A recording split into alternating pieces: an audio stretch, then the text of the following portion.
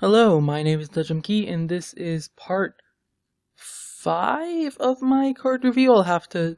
part 4, I think, actually. Because it's like a .5 thing, whatever. Anyways, these are the cards I'm going to be reviewing this week. Feel free to click on the annotations. I've only put 9 cards this time, but there are actually a lot of cards. In fact, there are 18 cards that I have not reviewed because I keep letting these build up. So... I'm going to post a review tomorrow as well, reviewing the other 9 cards, and then we'll work from there on to whatever cards are released from then, hopefully. So yeah, click one, and we'll go on an adventure together. Yay! Alright, Ancestral Knowledge is the first one. Draw 2 cards, overload 2, Shaman only. Weird card. But I like it. I like it a lot, and here's why. A lot of people say, hey, it's just the worst, whatever the mage card draw 2 is. And it is. It definitely is.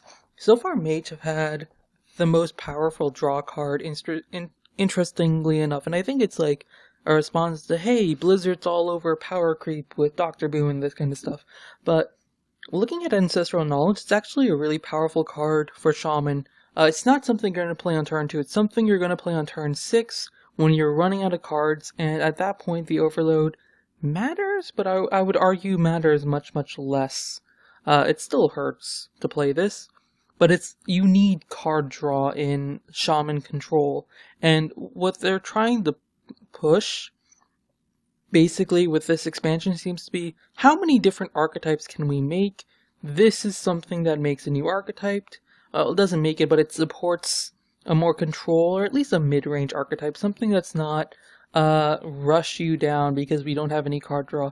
And granted, there is, I came prepared this time, Manatite Totem. This is much more consistent than Manatite, and Control Dex 1 consistency, so it can be a competitive card, and it can be really strong. And yeah, I like it. It's really good. In my opinion, it's really good. Flash Heal, very basic card. I'm not going to talk a lot about it. I'm just going to say that I don't think people will play it because people usually don't play basic heals. There's like the 2 mana heal for 6, the 3 mana heal for 8 in Paladin and Druid respectively. They aren't played, and so I don't think this will be played just because it's not interesting. It's just boring, really. That's all there is to it. Here's a fun one. So yes, it's an objectively better Holy Smite Arcane Shot. Power creep, oh god, Blizzard, why? Here's what I'm thinking they're wanting to do. They want to enable new Druid archetypes. Theme of the tournament, right? But they're doing it really interestingly by basically making a really strong card that probably won't see play outside of a spell-heavy Druid deck. Like a spell power Druid, you can theorize with that all you want. What I'm expecting is Violet Teacher Druid to come back. I don't know if you guys remember. Back in the day, there was a Druid with double Violet Teacher, double Savage Roar, and no Force of Nature. And it used like Wild Growth, Innervate, the basically good Druid cards like the big taunty one. And that deck was a lot of fun. But it fell out of favor because it was inconsistent, obviously. You basically needed Violet Teacher or bust. And this just kind of supports that archetype. Also, the Druids just didn't have enough cheap spells to really make use of Violet Teacher. Violet Teacher excels in Rogue because, hey, you have a lot of cheap spells that are removing things. And Living Roots, of course, can be played on 1 mana. It's really unique, really versatile card. Definitely going to see a lot of play in that if that Violet Teacher deck ever comes back. And I like it. I like how they're pushing things that were once okay, now kind of are out of favor, bringing it back. Maybe they'll introduce some new spell synergy as well. I mean, we have Master of Ceremonies. I don't have that picture prepared. I don't have Violet Teacher prepared because I'm a scrub. But, you can imagine those cards and you can be like, oh yeah, I can see that.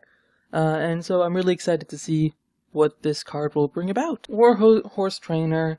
Basically, 3 mana, 2/4. Your Silverhand recruits have +1 attack. Paladin only.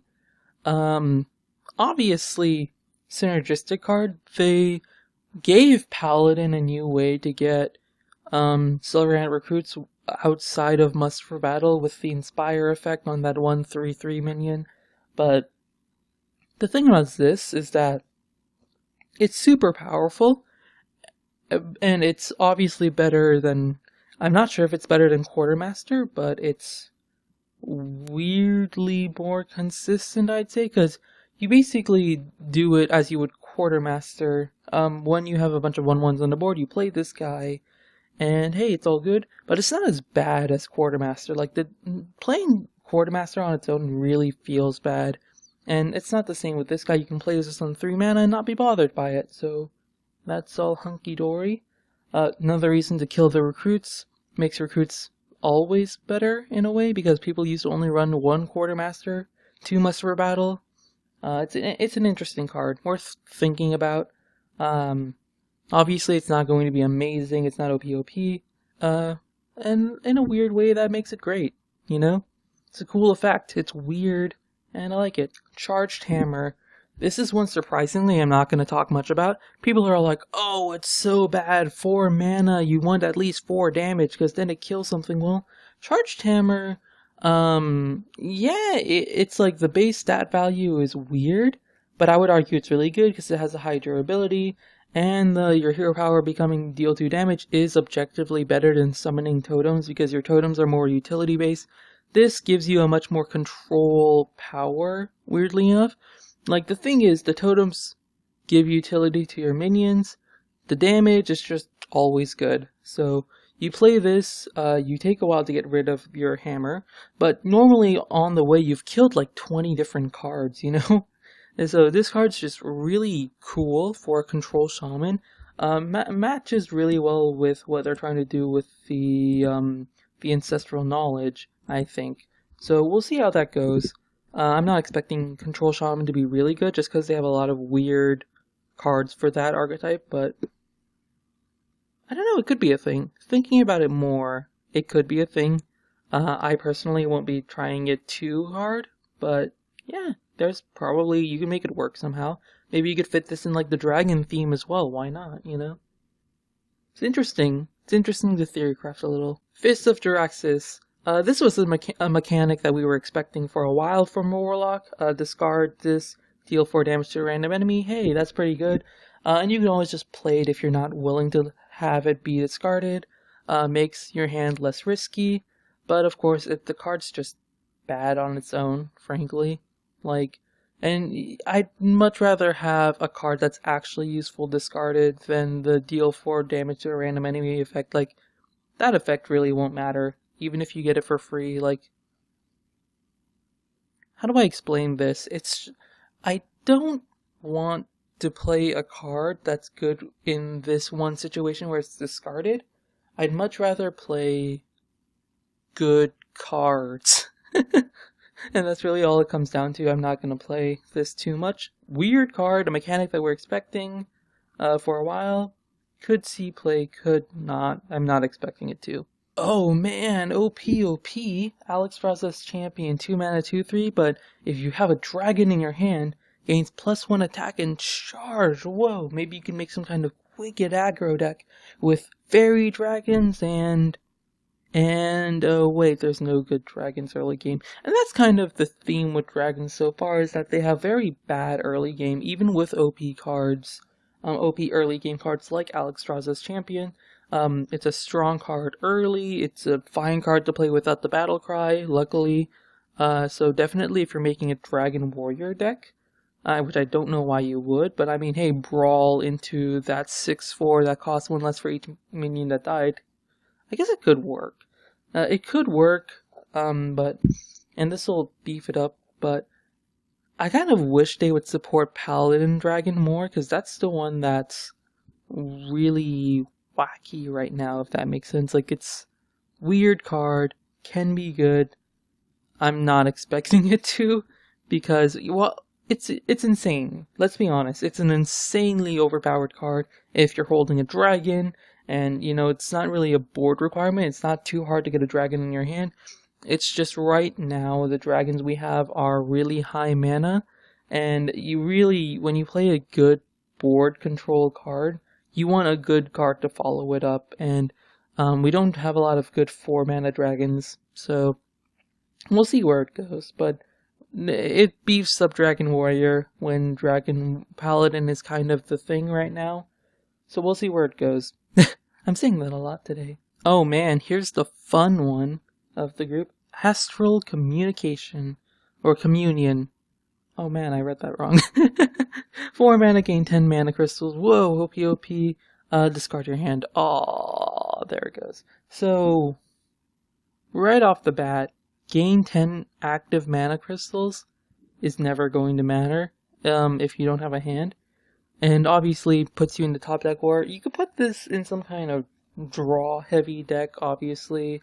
You play turn 2 Loot Hoarder, turn 3, heck, you might get a coin, Astral Communion, and then you kill off your Loot Hoarder, and then all of a sudden, hey, you can make use of those mana crystals. And if you get the Dream, which is to draw more draw power on your top deck after Astral Communication, getting 10 mana crystals is like really insane. This is definitely, it's one of those rares that you get it, you definitely like put it in a deck immediately, and you start messing with it because hey, it's hilarious.